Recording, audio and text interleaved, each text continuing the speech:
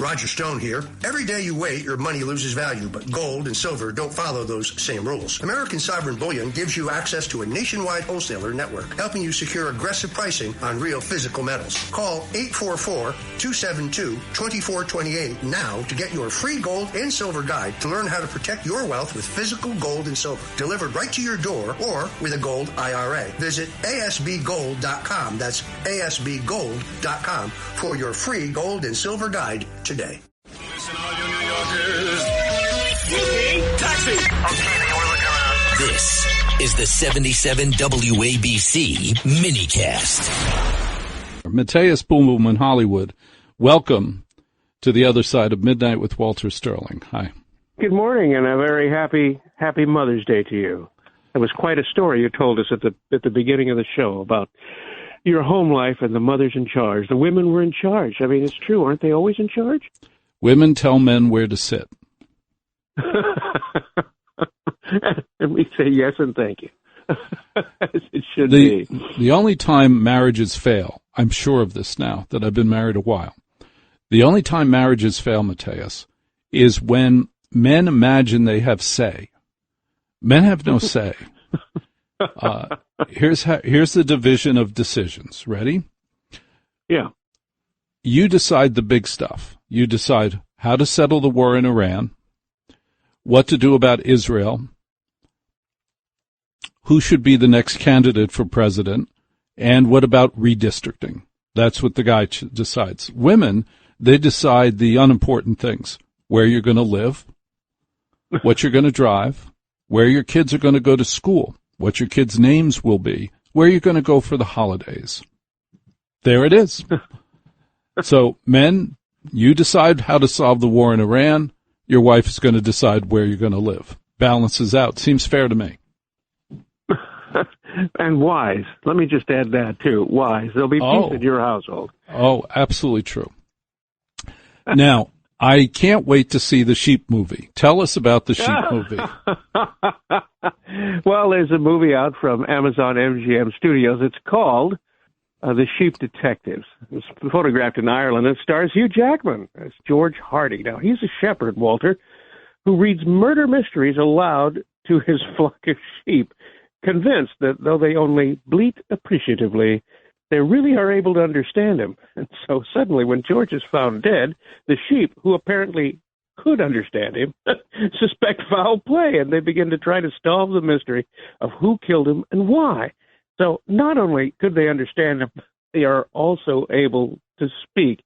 And now this brings in a great cast of actors voicing the ovine roles, like Patrick Stewart, Regina Hall, Bella Ramsey, Chris O'Dowd, Bryan Cranston, and Julia Louis-Dreyfus. So in real-life roles, Walter, you've got Nicholas Galitzine as a reporter stumbling into this small town where this is all happening. He's trying to do a story on local color, but, of course, gets this hot lead of this murder instead. Molly Gordon plays the daughter of Hugh Jackman, who is a suspect, possibly. Nicholas Braun is an inept policeman, and bringing just the right amount of fun and elan to the proceedings is Emma Thompson as the late George's attorney. But before you dismiss the whole concept, the talking sheep actually seem plausibly possible, and they're funny at that. The Sheep Detectives is a really clever, fun for the whole family movie with lots of laughs. So I think it's great fun, and it came in at 4 at the box office since Friday, with $16 million since Friday. So it's doing rather well, but it's still behind Michael, which continues to be, if you'll pardon the expression, to go to a different barnyard animal, a cash cow. And then Mortal Kombat 2, which I did not see because I find those movies absolutely ridiculous, raked in $40 million over the weekend, and The Devil Wears Prada is still doing very strong, $43 million, number one movie in the country. Matter of fact, in U.S. and Canada, they've already racked up since it opened 2 weeks ago, $145 million. Still not as impressive as Michael with its aggregate total of $240 million in the U.S. and Canada, but that's about where the movies are running right now as of the weekend, box office. Tell me again how much The Sheep grossed. $16 million in the U.S. and Canada.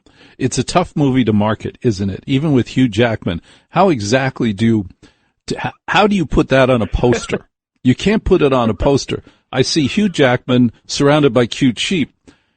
Right. That could go many different ways. Is it a movie about wool? Is it a movie about farming? Is it a movie about husbandry? Sure. What is it about? You can't communicate it in the poster. I wasn't interested in that movie at all until Matteas Boom Boom Hollywood shared that with us on Friday and explained what it was. And I'm like, when you said it's about talking sheep solving a murder mystery, and then you said, and it was convincing. Like, what? You said, and it was convincing. You got to be out of your freaking mind. And it was convincing. No, it's great. Yes, it was convincing. And I'll tell you why. Because you look at movies like Disney's remake of The Lion King with the CGI animals that look real, but then they start talking and have sort of human-like facial expressions. Yes. It's ludicrous. You just can't get over it because it's like, this is just bogus. But these sheep actually looked and sounded like sheep, but they were speaking English to you. It didn't look like they were cutesy-faced sheep. They looked like they were sheep and they were talking. So it's pretty hilarious. Then imagine the pitch meeting.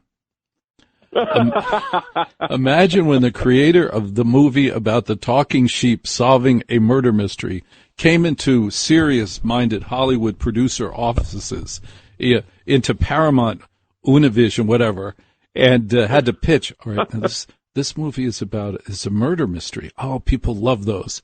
And it's about sheep. Oh, they're adorable animals. People like those. Well, these sheep lost their owner. Oh, it's sad. And somebody killed him? Yes. And did the farmer's wife figure it out? No. The farmer's daughter figure it out? No, not really. The farmer's sheep figured it out. Can you imagine the pause in that meeting, Matteas? Oh, my gosh. Well, the producer's Tim Bevan. He did the musical Les Miserables, and he did The Substance, which, of course, was big with Demi Moore. So from going from that sort of strange horror movie to something so cute, funny, and clever for murder mystery fans, I think is quite a stretch. That's Tim Bevan, the producer, who probably had to have the meeting you're just describing. Now, Matteas Boom Boom in Hollywood, he is our theater critic on The Other Side of Midnight with Walter Sterling. He's a terrific movie critic, very erudite, made me learn how to spell erudite, or else he said, you can't use it if you can't spell it, Walter. It was an off-air conversation that was very ugly between the two of us. I really didn't think it was going to go forward at that point. And there's a phrase I hate. There are certain phrases I hate.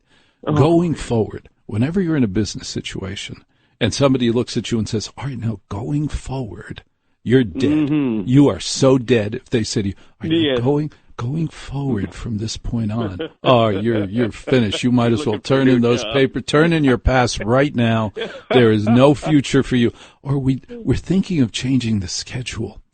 And so going forward, what do you mean changing the schedule? No, going forward, we change. Oh my God. I've had a very hard weekend, Matteas. I will get to that at some point tonight. But for now, I'm very happy because you do a great job on this show. Sir, how do I find you on Facebook? Matteas Bombals Hollywood on Facebook, Mattias Bombal''S Hollywood, just like the city. Matteas Bombals Hollywood on Facebook. Walter, thanks. Our good friend, thank you very much for being on The Other Side of Midnight on the Red Apple Audio Network.